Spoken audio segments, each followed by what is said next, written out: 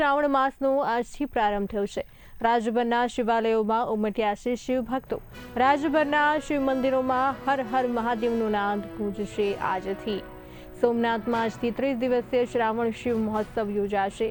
ભજન, ભોજન અને ભક્તિનો ત્રિવેણી સંગમ જોવા મળશે। શિવ ઉપાસનાના પવિત્ર શ્રાવણ માસનો આજે એટલે કે 13 ઓગસ્ટથી પ્રારંભ થયો છે, જેને લઈને ગુજરાતભરના શિવ મંદિરો હર હર મહાદેવના નાદથી ગુંજી ઉઠ્યા છે। પ્રથમ જ્યોતિર્લિંગ સોમનાથ મહાદેવ મંદિરે પહેલા દિવસે વહેલી સવારથી જ ભક્તોની ભારે ભીડ જોવા મળી રહી છે। ઝરમર વરસાદ વચ્ચે પણ શિવ ભક્તો મહાદેવના દર્શન માટે લાંબી લાઇનમાં જોવા મળી રહ્યા છે। સોમનાથમાં આજથી 11 સપ્ટેમ્બર સુધી 30 દિવસીય શ્રાવણ શિવ મહોત્સવ યોજાશે, જેમાં ભજન, ભોજન અને ભક્તિનો ત્રિવેણી સંગમ જોવા મળશે। દેશ વિદેશમાંથી મોટી સંખ્યામાં શ્રદ્ધાળુઓ મહાદેવના દર્શને ઉમટતા હોવાથી Z+ સુરક્ષા ધરાવતા સોમનાથ મંદિર પરિસરમાં પોલીસ અને સુરક્ષા એજન્સીઓ દ્વારા ચાંપતો બંદોબસ્ત ગોઠવી દેવાયો છે।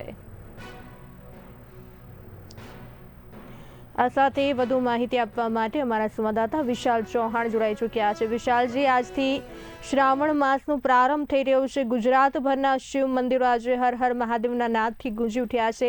તેની પ્રથમ જ્યોતિર્લિંગ સોમનાથ મહાદેવ મંદિરે આ વર્ષે કેવા પ્રકારની વ્યવસ્થા કરવામાં આવી છે?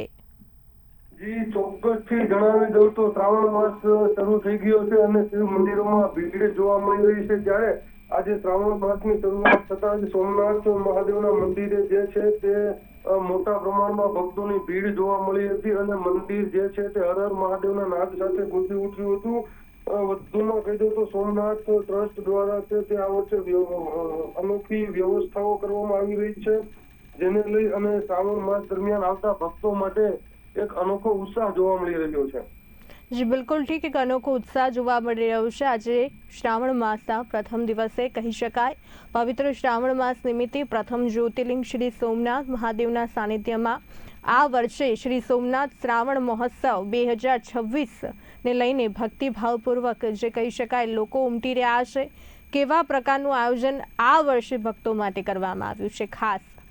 જી, ખાસ આયોજન સોમનાથ મંદિર દ્વારા ચારે સોમવાર, 11, રક્ષાબંધન, સાતમ આઠમ તથા અમાસના દિવસે ભારે ભીડ રહેતી હોય તે માટે જે છે તે લઈને ટ્રસ્ટ દ્વારા અનોખી વ્યવસ્થા કરવામાં આવી છે। મંદિર જે છે તે વહેલું 4 વાગે જે છે તે પોલીસ જવાની જે પણ વ્યવસ્થા કરવામાં આવી છે અને મહાદેવના સાનિધ્યમાં 30 દિવસ સુધી શ્રાવણીય રુધિ મહોત્સવ કરાશે। 13 ઓગસ્ટથી આ કાર્યક્રમ શરૂ થશે અને 11 સપ્ટેમ્બરના રોજ અમાસના દિવસે આ કાર્યક્રમ પૂર્ણ થશે તેવી પણ વ્યવસ્થાઓ કરવામાં આવી રહી છે।